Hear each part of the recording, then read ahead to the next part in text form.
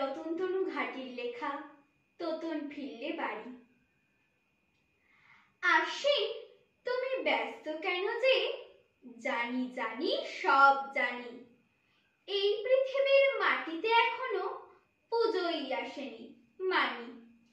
এখানে এখনো কাশ ফোটেনি তো, শিউলির মুখ ভার। দিঘি ভরা জলে পদ্মেরা বলো, কখন ফুটবে আর? সাদা মেঘেরাও কোথায় যে গেছে, চোখ দুটো ছলো ছলো। আকাশ যে তার নীল রং টং, কোথায় হারালো বলো? শরৎ ভুলেছে শিশির ঝরাতে, ঘাসের দুচোখ ভারী।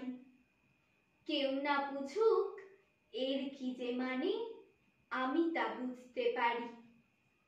আশ্বিন, তুমি যত ভাবো আর যত করো ডাকাডাকি, কেউ আসবে না এই পৃথিবীতে, আমি শুধু বলে রাখি। আশ্বিন, শুধু খোঁজ পেয়েছ কি কেন সকলের আড়ি? তোতন নামের একটি সে ছেলে এখনো ফেরেনি বাড়ি। হস্টেলে আছে, পরীক্ষা তার। পড়তে পড়তে একা ঘুমিয়ে পড়েছে বলে মহালয়া দেয়নি তো তাকে দেখা।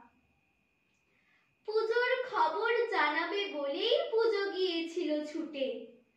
তোতন তোতন কত কাশফুল পড়া ফেলে দেখো উঠে। পড়ায় ভীষণ ব্যস্ত ছিল সে, কিছুই শোনেনি কানে। আশ্বিন, তুমি এসব জানোই, আর সবাই জানে। পরীক্ষা হলে হস্টেল থেকে তোতন ফিরলে বাড়ি, পুজো এসে যাবে এই পৃথিবী।